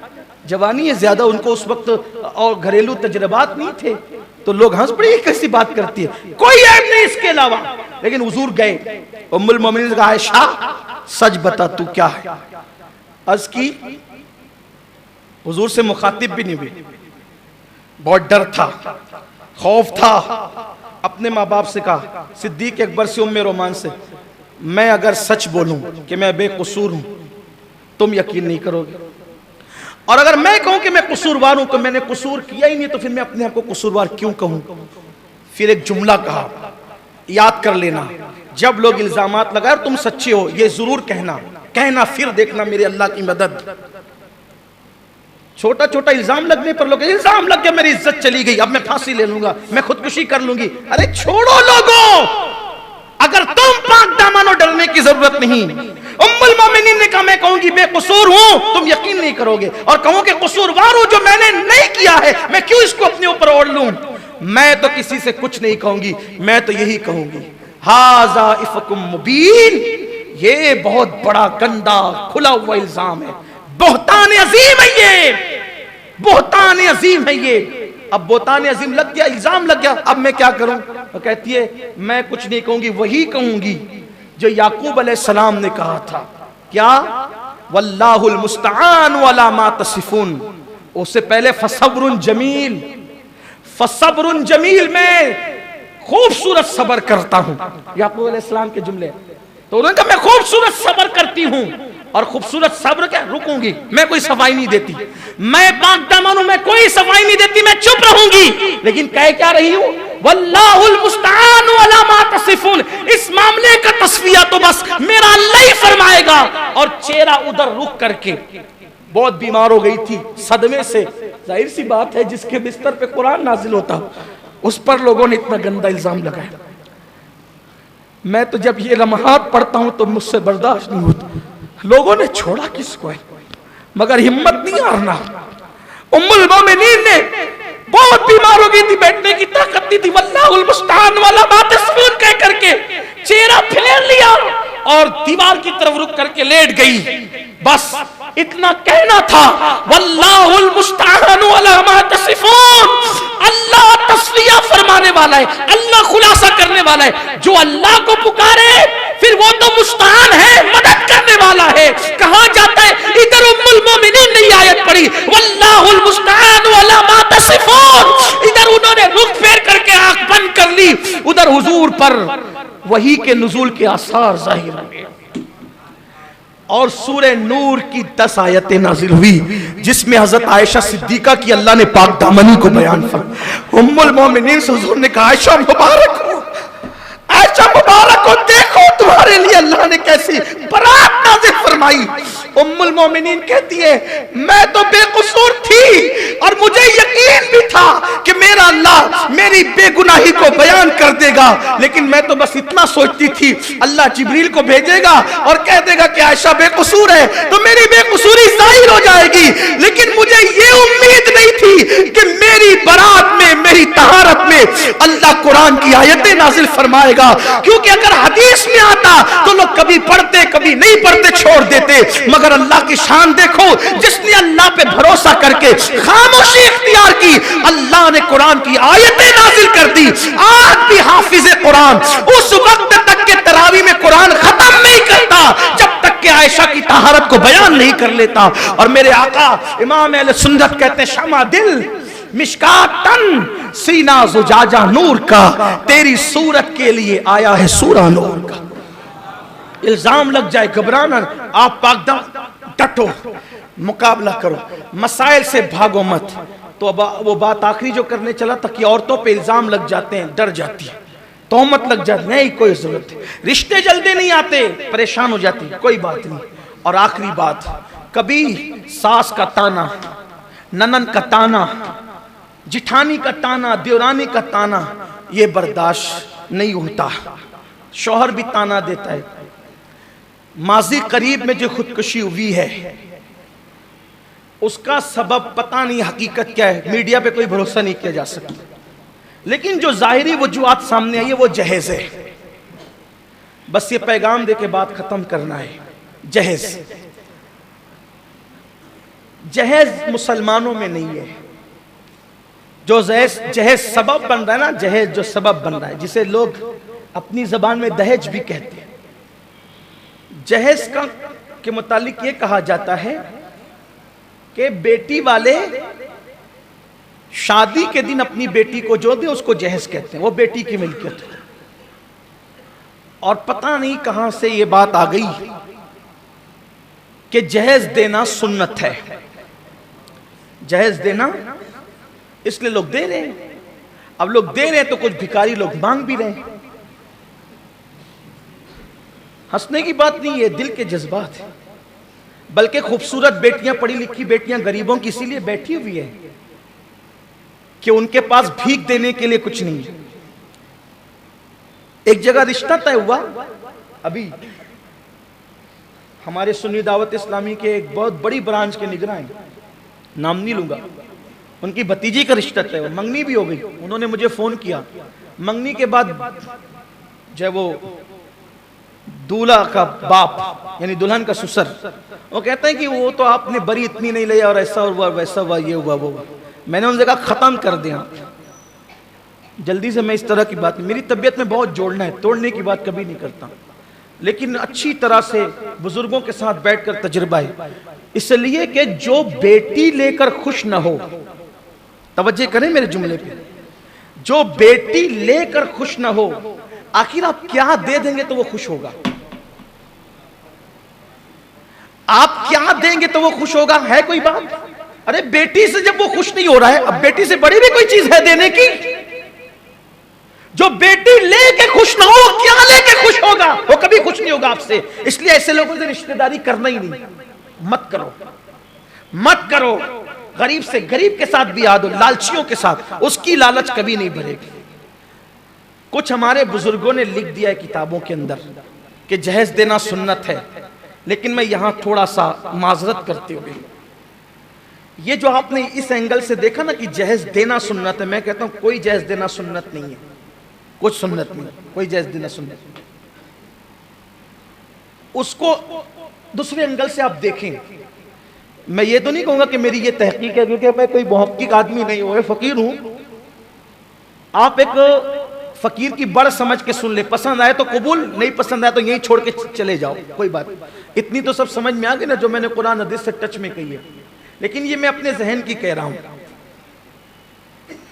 देखने का अंदाज बदलो।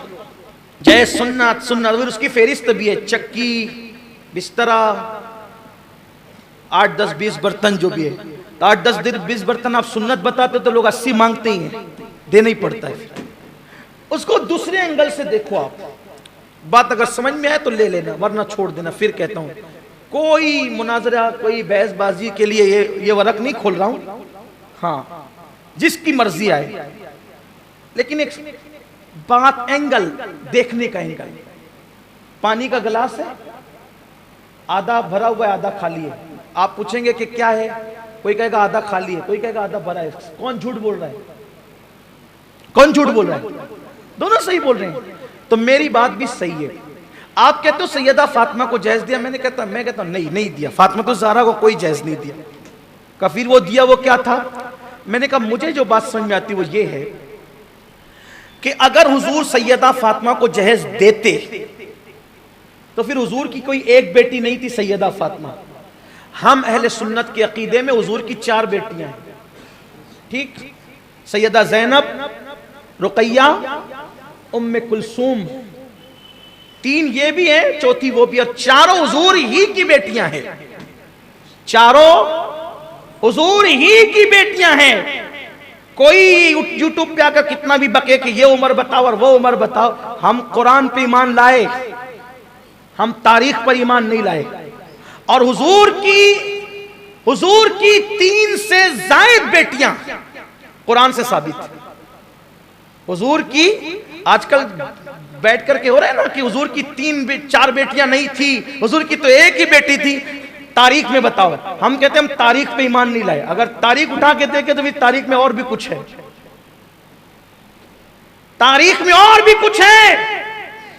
हम सिया हुरूफ के कायल नहीं, हम कुरान मुबीन के कायल हैं। ये बात छिड़ गई है तो बोल दूं, बात इख्तिताम पे ले जाते हुए चुके, बात आ गई है, बोल सकता हूं, टाइम हो गया ज्यादा लेकिन बोलता हूं। सबका ज़हन आ गया जी, कुछ लोग कह रहे हैं, कुछ लोगों की जी नहीं है इसमें, हाँ अजी जबरदस्ती की जी, ठीक है कोई बात नहीं। सुनते तो हम लोग सुनते ही रहते हैं, लेकिन बात आज उन्वान कोई खास है तो आज कर दो। हमें चैलेंज किया जाता है, तारीख से बताओ, तारीख से बताओ, तारीख से बताओ। छोड़ तेरी तारीख, हम उसी तारीख को मानते हैं जो तारीख कुरान और सुन्नत से मुताबिकत करे, जो तारीख कुरान और सुन्नत की मुखालिफत करे।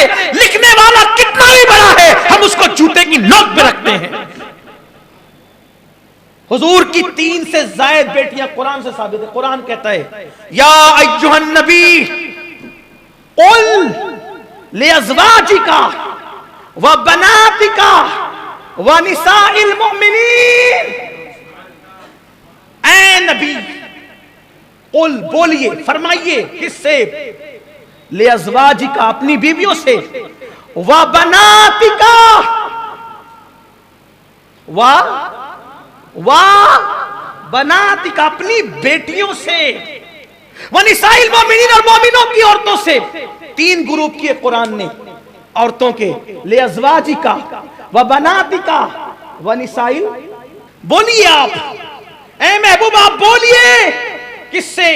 अपनी अज़वाज से, अपनी बेटियों से और मोमिन औरतों से। 3 ग्रुप हो गए। इसका मतलब मोमिनों की औरतों से बोल दीजिए, अपनी बीवियों से बोल दिया, किससे? वह बनातिका, अपनी बेटियों से। अगर एक ही बेटी होती, एक ही बेटी, तो कुरान क्या कहता? बिन्तिका, अपनी बेटी से बोलिए।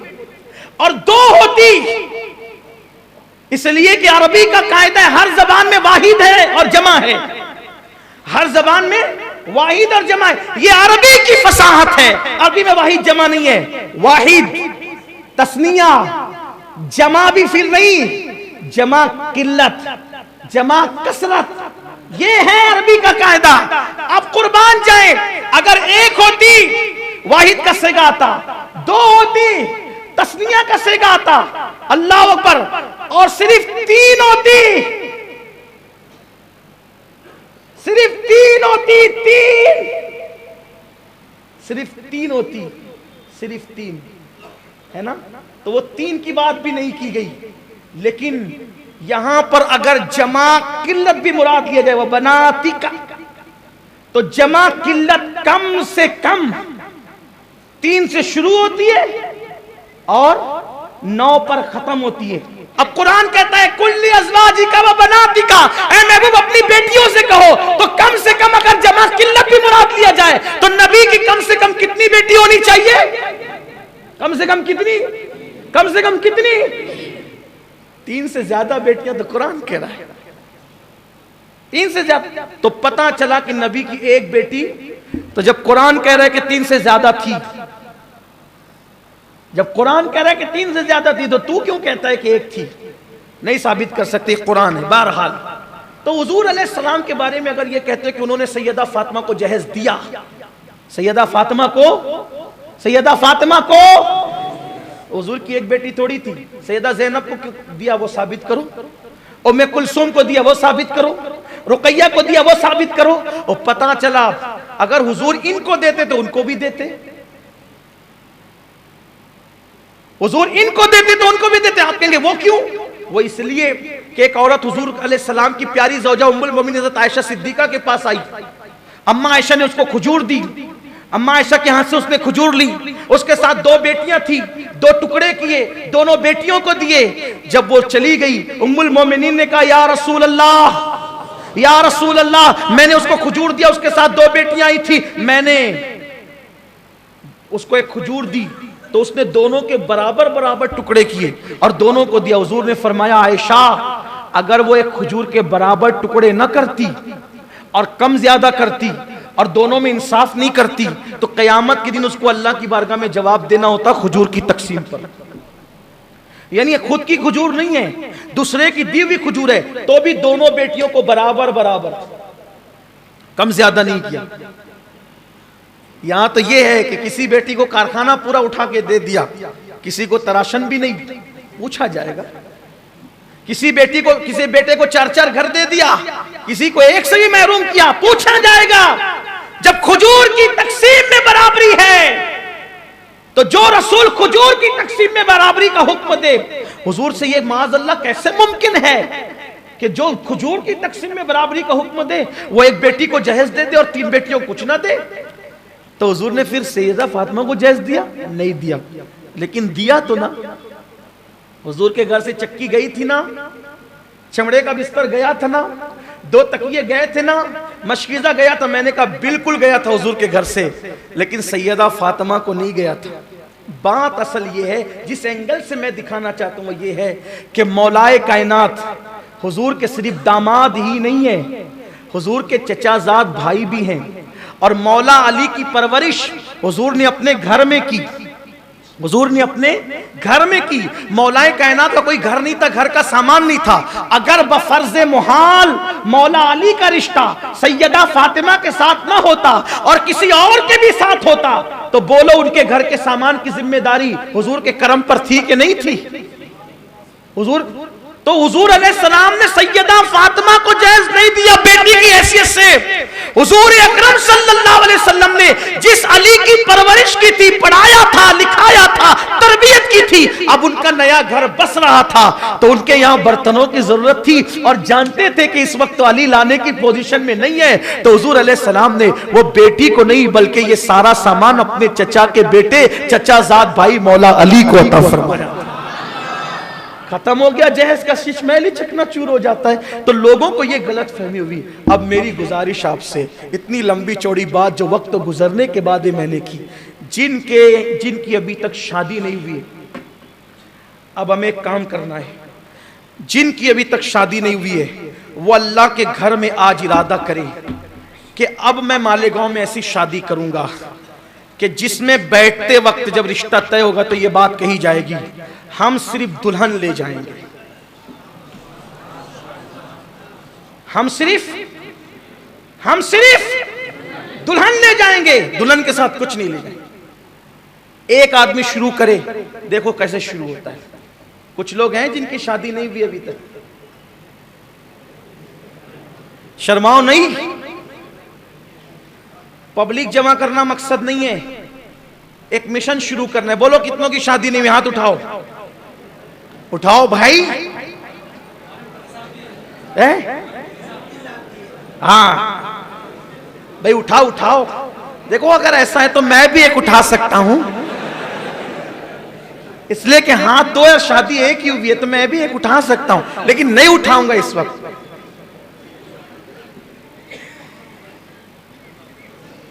वैसे भी कुछ लोग जो है वो इस तरह का चर्चा करते रहते हैं। मैंने बताया ना आपको, मैं एक शादी में गया तो मेरे वालिद के एक जिगरी दोस्त मिले, मैं निकाह पढ़ाने कुर्सी बैठा हुआ, हाफिज मकसूद साहब भी मेरे साथ, शायद हाफिज गुफरान भी थे, नहीं थे नहीं पता। तो वो मेरे कान में आगे कहते हैं, बोले भतीजे मुबारक हो। मैंने कहा क्या हुआ चचा? तो बोले मैं सुने हो कि तय गुजरात में दूसरी शादी की है। इन्ना लिल्लाहि व इन्ना इलैहि राजिऊन। यार हद करते हैं लोग। मैंने कहा जो मैंने ख्वाब में भी नहीं देखा चचा, आपको पता कैसे चल गया? ये हाल है लोगों का, ये हाल। खैर बोलते रहे, अल्लाह ने मुंह दिया है, बोलते रहे, लेकिन मैं कोई सफाई पेश नहीं करूंगा। लेकिन ये बात है, अल्लाह का शुक्र है कि अभी तक ऐसी कोई बात नहीं है, मगर लोग कहते करें क्या, अब लोगों को कहने दीजिए। लेकिन बहरहाल चलिए वो बात हंसी मजाक में न चली जाए। कितनों की शादी नहीं हो, जल्दी जल्दी हाथ उठा। हाँ माशा, देखो हाथ बढ़े ना, थोड़ा सा मैंने फ्री हैंड दिया तो हाथ बढ़े ना, कुछ उठाओ भाई। कितनों की नहीं हुई है? अच्छा ठीक, अब इतने हाथ उठे, ये बताइए कि कितने लोग आज से सच्चा वादा करते हैं मैं सिर्फ दुल्हन लाऊंगा? नारे तकबीर, नारे रिसालत, मालेगांव के मेरे जवान। पक्का वादा? अम्मी बोलेगी नहीं रे लाला, रस्म तो है, करे पढ़िए। क्या कहना है? मुझे दुनिया की रस्म नहीं, मुझे मोहम्मद अरबी की सुन्नत चाहिए। करोगे? हौसला करोगे इंशाअल्लाह। ये तो एक बात हो गई। दूसरी बात, किन के बेटे अभी शादियों के बाकी है और वो शादी करने का इरादा रखते, वो अब हाथ उठाए। शादी तो हो गई है, बेटे हैं और जो शादी का इरादा रखते हैं, अल्हम्दुलिल्लाह। उठाओ भाई, कितने बेटे वाले कितने हैं? उठाओ, शर्माओ नहीं। मैंने 2 उठा दिए इसलिए कि गौस पाक की का करम है, 4 यारों की निस्बतें हासिल है। बोलो भाई कितने लोग हैं जो बेटों की शादियां करना चाहते हैं?